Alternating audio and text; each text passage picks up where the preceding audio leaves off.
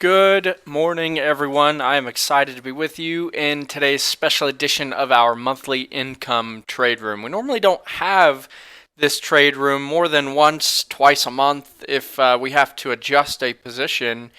But with the recent volatility that's been in the market, I think that it would be a good thing to just review what's going on, give everybody a heads up on where the market's at and where we're looking at going from here with the major geopolitical issues that are going on in the world today.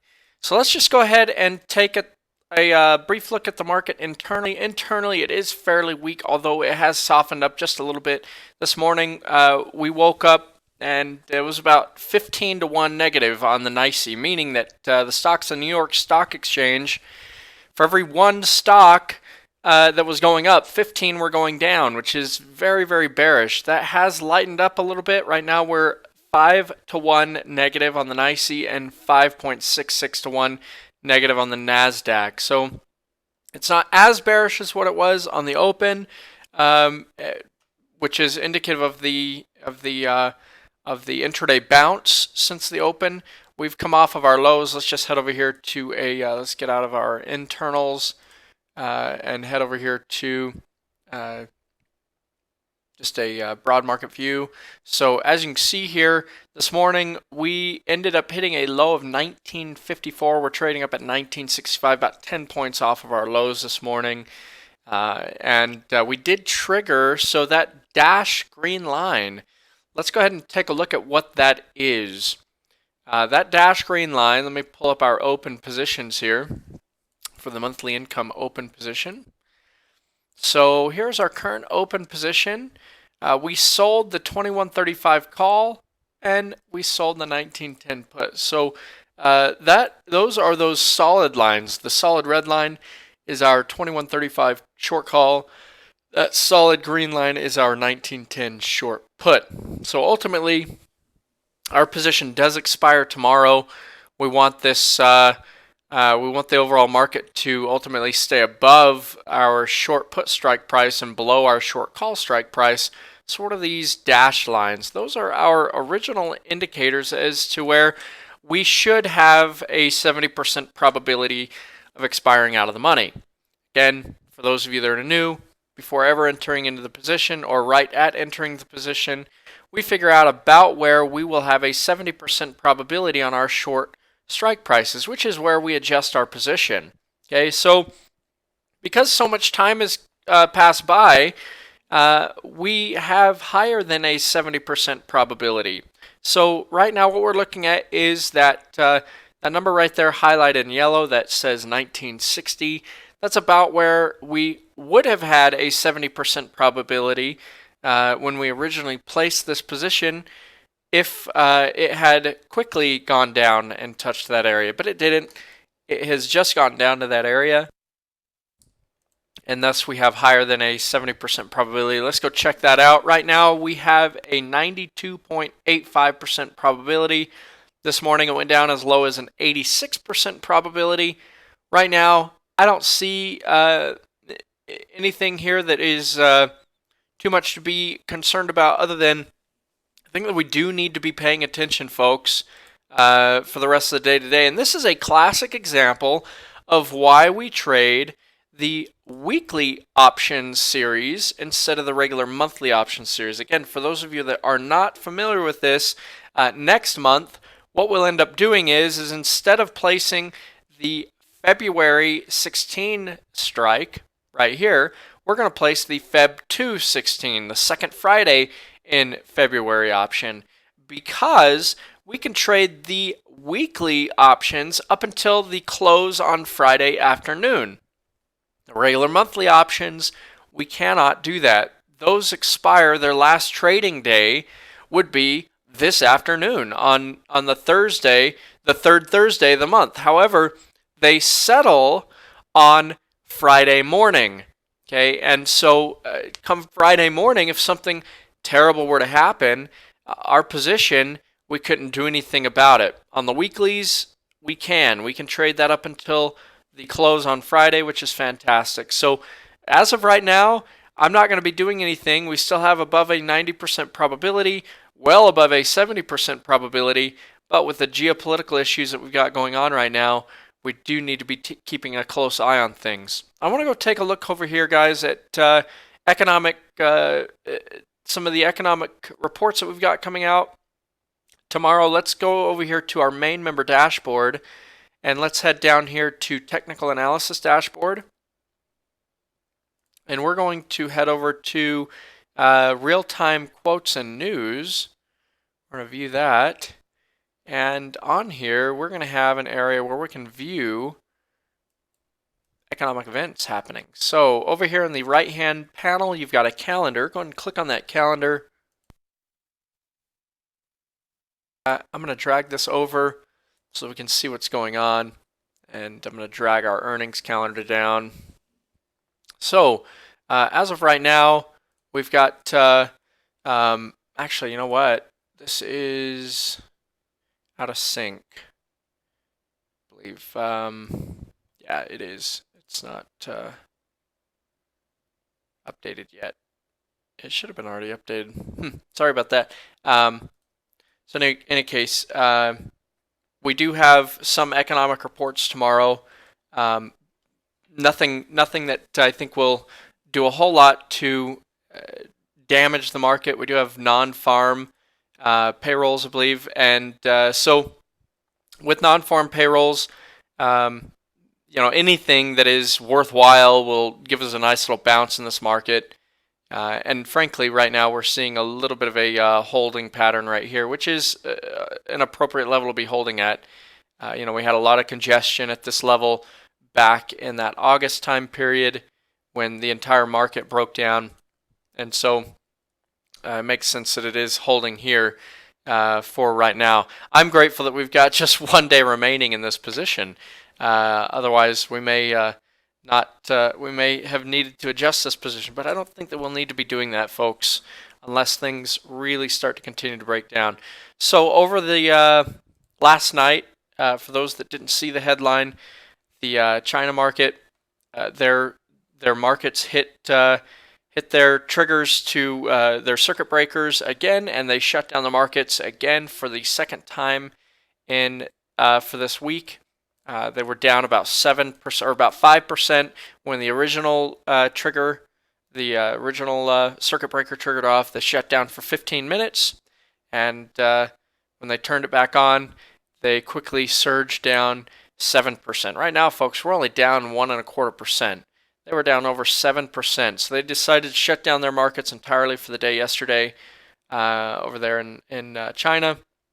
They've since suspended their circuit breakers, so I think tonight's going to be very interesting.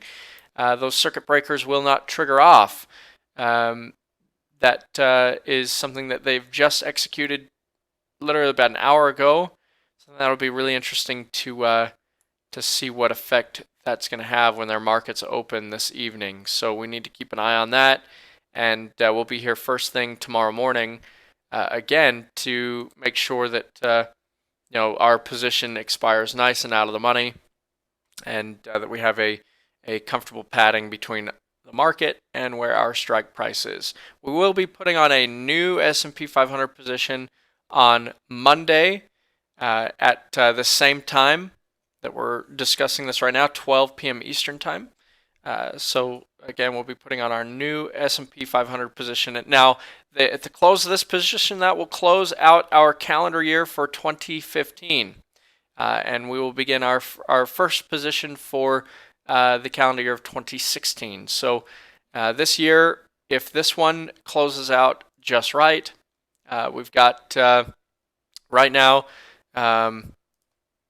we've got about another 4% that will be padded on to our performance for the S&P 500, which puts us up at about 37, almost 38% on the year. I think it will be actually 38% on the year, which is fantastic. With the S&P this past year really doing quite lousy. I mean, figure last year we ended up. Let's come over here.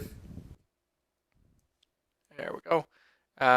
We ended up over here on the first opening day of 2015, closed at 2058, spot 20, And on the final day of 2015, we closed at 2063. So right now, 2063, 2058.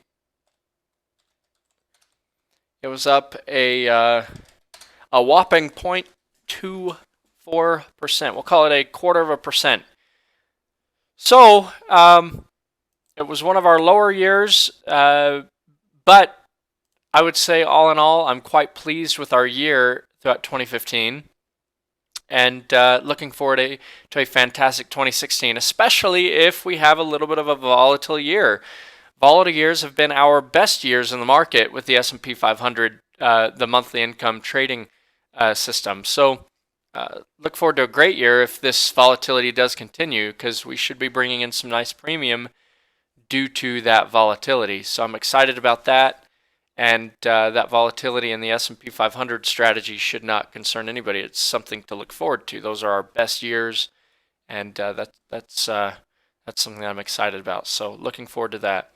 So folks, in regards to our S&P 500 position, not a whole lot here to be too concerned about at this point. I think we do need to keep a really close eye on things, but as of right now, we're still about 3.5. About 3 percentage points away from really being in trouble. So I think we're okay for right now, and the market seems to be holding. And we did hit, for those of you that do pay attention to Fibonacci's, we did hit a D wave on the Fib levels. So it seems like a great area to see a little bit of a support in the market. And so I'm anticipating not a whole lot more downside, at least between today and tomorrow with non-farm payrolls coming out. So I wanted to take a look here at a couple of things going on right now in the broad market. We've got Netflix that I've been paying close attention to. We barely missed getting into that position, just didn't get the trigger.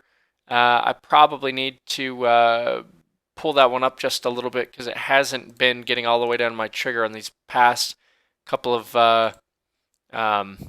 retracements here. So that's one that folks, pay attention to. This one's been a really great, solid stock down at this level, down at this ascending trend line. So we, again, just barely missed that one. And I'm not going to miss it again here. I'm going to set an alert just a little bit higher there and try to catch that one that next time. Not really interested in that resistance level. It's been pretty choppy there, but we'll pay attention to it. One stock that I've been looking at is Disney. Disney is one that broke a really long-term ascending, really an expanding channel, and it's gotten kind of ugly since then. But what I want to take a look at here is, and maybe what we can do here, folks, is we can take all this away, and what we're going to try to do here is take a look at what's happening here and take a look at this. So I really, really love where Disney is at right now. You've got just a very, very long-term extreme expansion zone and accumulation area. We've got Disney being bought up here on these extreme pullbacks. Really like Disney right here. I think there's a fantastic opportunity for our capital growth methodology. Even though this doesn't, this is not the capital growth trade room, I think that I'm going to call an audible here and possibly take a look at structuring a position for our capital growth methodology. So if everybody's okay with that. Also, if you guys have anything you want to take a look at here, I'm happy to do that. Let's go ahead and if we can, take a brief look at Disney here. So I really like being longer term bullish here. Now we do have earnings coming up, as you can see here in the early part of February. So whatever we do, we'd want to protect that going through earnings. But I feel like there's a lot of upside potential in Disney if this area does hold. If it doesn't hold, I think that Disney could see significant downside. It may enter into a little bit of a bear market. So let's go ahead and take a quick little snapshot of this here. And let's take a look at a couple of different positions. Now, what I'm interested in is a directionally bullish position that isn't hindered by a hedging instrument at this point. I'm thinking either purchasing the stock or purchasing a leap call option is where my thoughts are leaning to on this one. I think that that's where the opportunity lies on Disney. Don't think that I mean, you could obviously do a bull put down below this ascending supporting trend, but I think that is really a very limited opportunity based on how aggressive this stock has bounced off of this level over and over and over again. So I think that I prefer to really take advantage of it how it's been playing, you know, and allow this stock to try to get myself in a position that takes advantage of the momentum that is typical at this area. So again, I'm thinking of a capital growth core instrument, and that will be structuring probably a leap long call or actually buying the stock. So let's go over here and take a look at our trade tab. Let's over here Disney and take a look here at what we've got going on. Let's look at our options. All right, so obviously purchasing the stock, that's always an option. There's not a whole lot by way of strategic entry at this point. I think that it's really close to about where I would look to buy my full position. I don't know that I would stagger my position at this point, and that I would purchase a few up here and then expect it to pull back a little bit more. I think that it's hit its low, and I think that we could see some nice momentum here over the next couple of weeks and months in this stock. So I think that there's a really great opportunity to get involved in a little bit of a bigger way. So the other thing is purchasing leap options. Now I want to go out to at least these July 2016 options, if not these January 2017 options. Let's go ahead and take a look at the July 2016 options here. And I'm going to go ahead and take a look at the 9750s or the 100s. That gives me a nice solid 55 or 60 cent delta.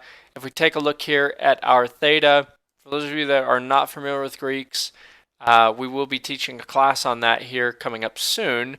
Let me just pull that up. That will be in our Options 101 course. Let me see when that is happening.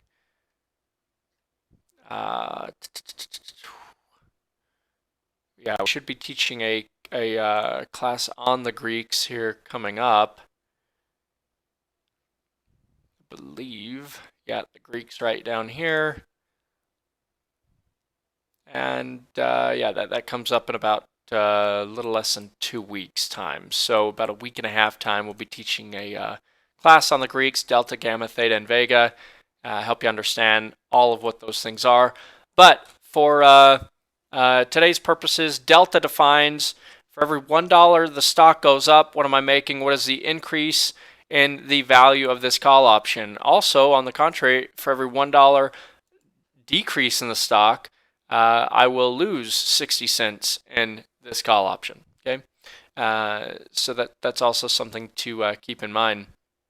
So I think that either the 100 or the 9750 is probably what I'm looking at here, and we've got some really low time decay. We've got a theta of 2 cents, so that simply suggests that for every day that goes by, we're losing 2 cents of value. I'm okay with that. That's why we're going out so long term, so we don't have a whole lot of time decay here. So I do want to, however, get at least a 50 cent delta. So at the bare minimum, I think I'm going with that $100 strike price there. Let's go ahead and take a look at that one, and let's throw this puppy into our risk profile here and start to talk about our profit targets and where we would look to protect our position by adding hedging instruments. So back to our chart here, by way of a target, again, there's initial targets and there's secondary targets. I think that for an initial target, I'm looking at something along those lines right there. Now, as of right now, this would be considered a resistance zone, although recently it has been a little bit pivoty. It hasn't really adhered to that resistance trend like it had all throughout here.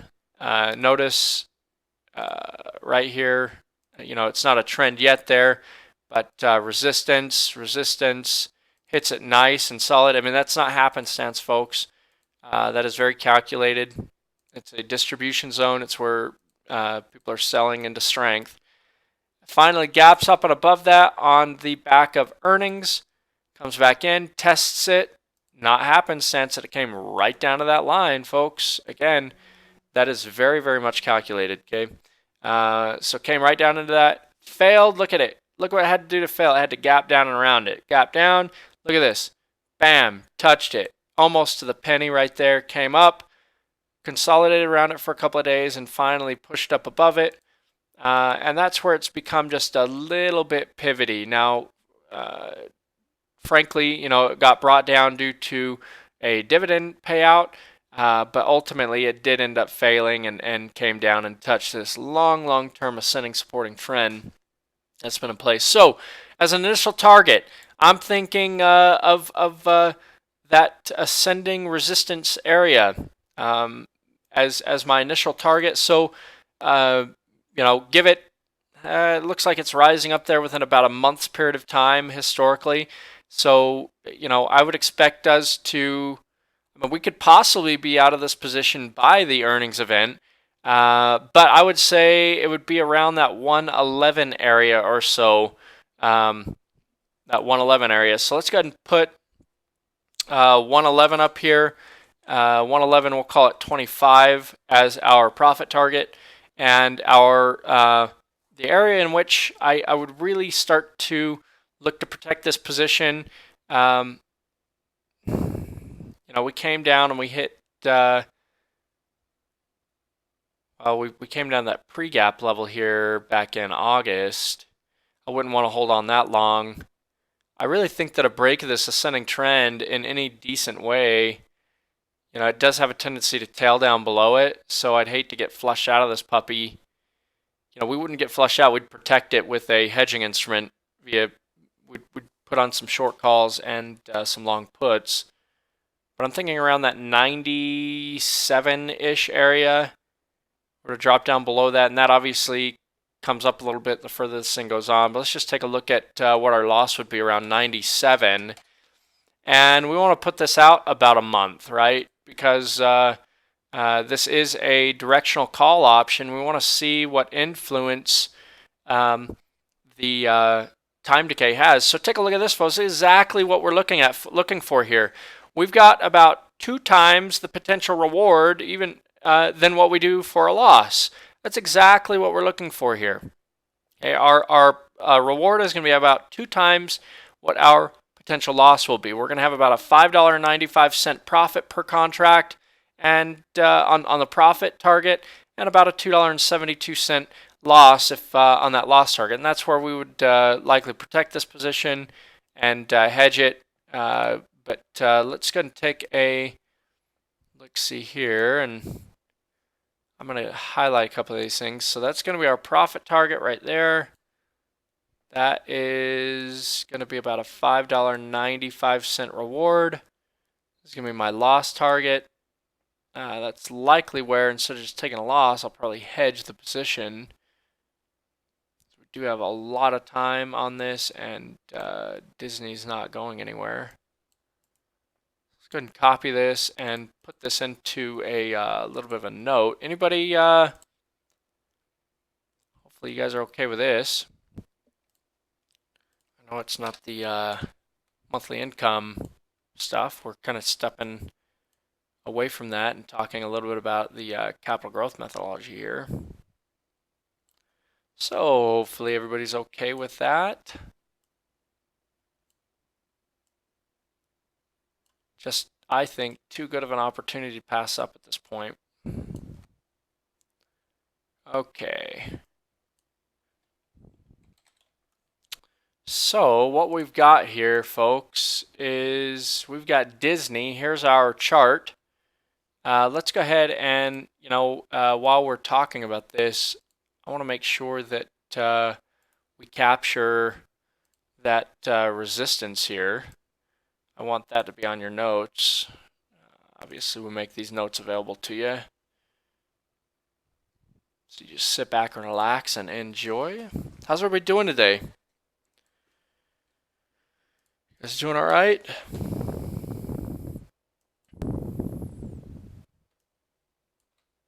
Okay. There we go. Looks like we've got that chart there.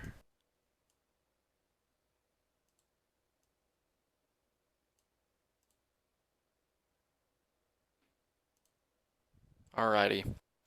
Now we've got that, let's go ahead and fill out our ticket here. So this is Disney. Now this is a long call. We're just purchasing a call option here. Ticker symbol DIS. This does expire on July. I believe that is actually the 15th. Awesome, Renee. I'm doing really great. Thank you. I believe that's July 15th is the third Friday of July, so we'll do it July 15th, 2016. We're just going to go and we've got leap long calls. Okay. We've got that there. We've got the strike price I'm looking at here is the $100 strike price. Nothing to do here with our put options, so I'm going to put NA there. We don't have a credit. The cost of those is about $8.30. That is going to be our risk. And we'll figure out our return on risk here in just a moment. So by way of profit management, I would look to capture profits around the ascending resistance trend as seen on the previous page. Now I'm not a English major, so I apologize if the verbiage is off just a bit. So ascending resistance trend as seen on the previous page.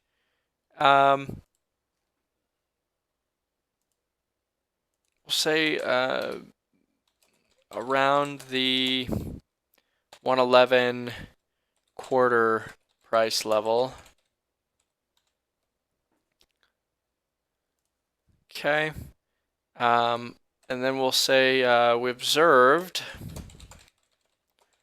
through the risk profile on the Thinkorswim platform, TOS, that we would have around a $5.96 profit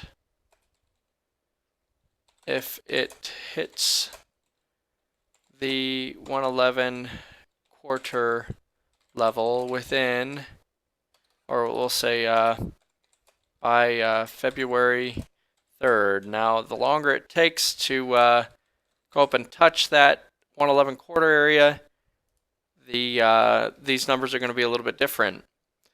The reason why I chose February 3rd was because that's about where, if it hasn't hit our target, we need to start protecting this position to get through earnings. Okay, we don't want to hold this position uncovered with any protection. I don't have a problem holding the position going through earnings, but I don't want to go through earnings without protecting the position. So, makes sense? Good. If you have any questions on that, let me know. Is all this making sense? What do you guys think of this position? What do you guys think of Disney at this point? I love it. I think that it's a really great level to get involved in on a really great stock. Really great company. Okay. Loss management. I would look to limit my losses if the stock were to break below the ascending supporting trend, as seen on the previous page, and goes down below that $97 price level. So giving a little bit of room to move around here. We're not being too strict with it, but giving a little bit of room. Okay. We observed through the risk profile on the Thinkorswim platform that we would have around a $2.71 loss. Does that make sense, folks? Does everybody understand how I'm getting $2.71? It's right there. It says $271, but notice here I've got one contract. One contract is the equivalent of 100 shares. So this price slice is basically timesing my reward by 100. So if you take 271 divided by 100, you got $2.71, right? So we could round it up. We'll call it 272, right?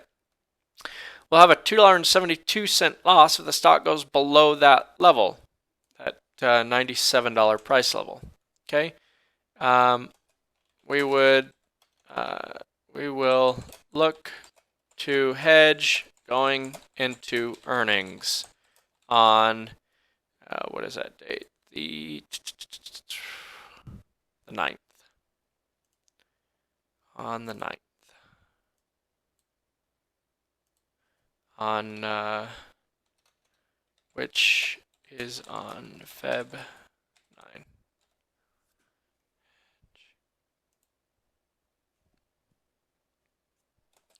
Before Q1 earnings, which is on February 9th. So definitely want to make sure that we readdress this position before that date. We take a look at it. If it has not hit those targets, what I'm going to do here is I'm going to set an alert on that ascending resistance trend by simply right-clicking on the trend line, go down to create alert withdrawing, and I'm going to create an alert when it crosses it, when it touches it. Look to take profits on leap long calls. We'll say on 100 strike leap long calls. Great. Do that, and then I'm also going to set an alert down here on that ascending supporting trend. When it crosses below that, look to protect the 100 strike leap long call position by adding short calls plus long puts to create a synthetic collar trade. Synthetic meaning that it's like a collar trade. The only reason why it's not a standard collar trade is because we've got the call options in lieu of stock ownership. So I'm going to create that alert there, and that will trigger off that. I'm also going to set an alert on a time level here on February 3rd. So let me put a time level here on February 3rd, and let's go ahead and let's put in a note here.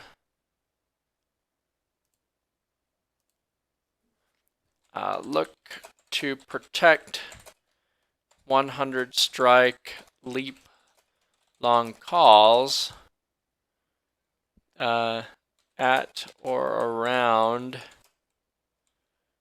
February 3rd as Q1 earnings is on February 9th. Good. Do that there.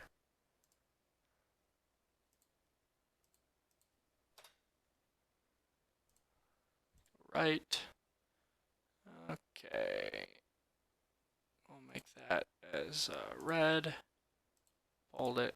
There we go.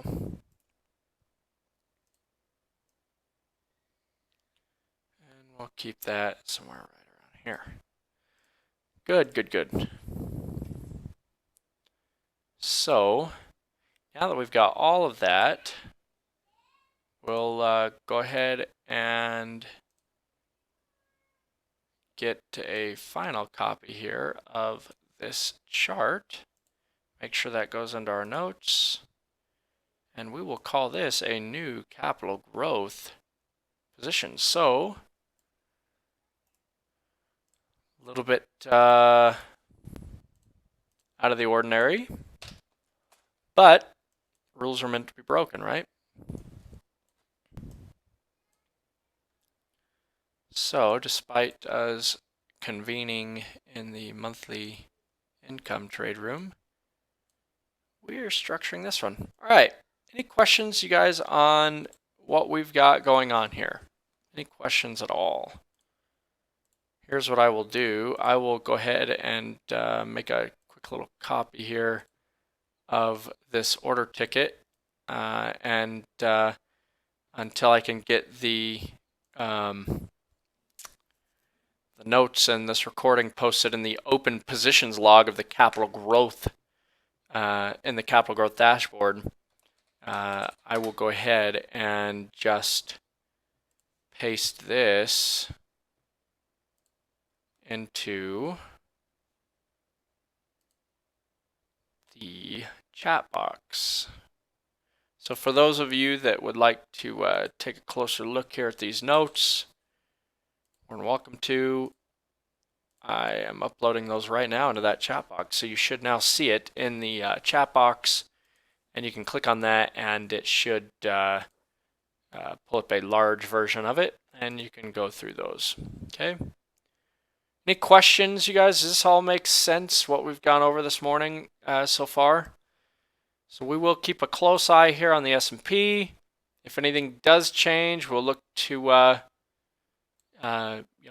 get in and do some things. But as of right now, I think that we're looking pretty good going into tomorrow. We fortunately were able to get a decent ways away from the overall broad market, from where the market was trading at, getting all the way down to the 1910 price level. So as of right now, I think that we'll be okay on that S&P position. Now again, we've got the 1910 strike price. That's what we're looking at here, and we should have right now above about a 92% probability of that position expiring out of the money. So yeah, we've got about a 91% probability. So we're looking okay right now, folks. Again, got to keep a close eye on this one going into tomorrow, but we do have just 1 day remaining after today, and so far so good. Let's just stay on top of our toes. If you have any questions, head over to this chat room, head over to the monthly income trade ideas area, chat back and forth with us. People will be in here throughout the day, as well as myself. If you have any questions, also you can head over to the Trader Engage area, post your questions there. Try to get back to those as soon as we can. Carl, apologize. It took me, I think it was took me a couple of days to get back to you. So hopefully you got the reply to your question on there, Carl. See you in here. Hope you're doing well. Hope everybody is doing great today. And I think again, right now it's a time for staying cautious, but also looking for good opportunities and good companies. And I think Disney is one of those. And I think we found a fantastic opportunity with what we've just gone over today in Disney. I think that is a phenomenal area to get involved in Disney. As you can see, it's just a solid area, solid zone that has consistently held. And today, we've got another confirmation of that. So I think that's a good time to get involved here on a long-term growth type position, because I think there's a lot of upside here. So in any case, I hope this all made sense. Any questions, folks? Any questions on anything that we've done today? Any comments? Hope it all makes sense. Okay. Well, with that said, I'll go ahead and get all this stuff posted up to the open positions log in the capital growth dashboard. So head over there and check that out if you would like to watch this again. I'll get the recording here posted as well. So if you have any questions, though, feel free to reach out in the chat room or the Trader Engage community forums. And we will continue to monitor the internals of the market and pay close attention to what's going on there. And if anything changes, we will send out text alerts. If you do not subscribe to those yet, make sure that you do not leave here without getting your name on that list to get text alerts and email alerts. You do that by right below the video here. You just simply click on click to receive text/email alerts, and you'll be able to subscribe to those. Just put in your mobile and your email. Now, if I'm in the monthly income trade ideas section and you subscribe to these text alerts, that means you're only going to get text alerts for the monthly income trade ideas. The trading processes are different for the monthly income, capital growth, and explosive profits. So, the monthly income is very, very low key. There's not a whole lot of work involved. Capital growth is a little bit more effort, but it's also relatively conservative. The explosive profits is relatively aggressive. So not everybody likes to trade the same way. And the three systems should accommodate the majority of folks. And so if you want the different trade ideas for the different systems, you're going to need to go over to the capital growth trade ideas area and get those text alerts, and also go to the explosive profits trade ideas areas and get those text alerts. Okay. One thing that I will say that I would just invite everybody to do is, when you go to your main member dashboard, watch the tour. Start the tour there. Every dashboard has a unique tour on it that will walk you through how to utilize the features of your membership in a way that best benefits you, and in a way that allows you to take advantage of all of the features of your membership. So be sure to go to the member dashboard and watch the tour up at the top. Start the tour, watch that first, and then on each dashboard below, the monthly income, the capital growth, the explosive profits, all of these have their own tour. Watch those. If you have any questions, reach out to us. I hope today's been helpful, folks. I love getting with you. If you have any ideas or questions or thoughts or any stocks that you want to look at, let me know. We will be getting back together tomorrow in the trade room. I will send out the schedule for that every single morning around 8:30 or 9:30 a.m. Eastern Time. Right at Market Open is when we send out that schedule for the day's trade room. If you can't make it, we do record these. You can come back and watch them, as well as the trade ideas that we come out with. We do record those. You can always watch when we send out the text alerts. So, hope this has been helpful, folks. As always, until next time, trade super.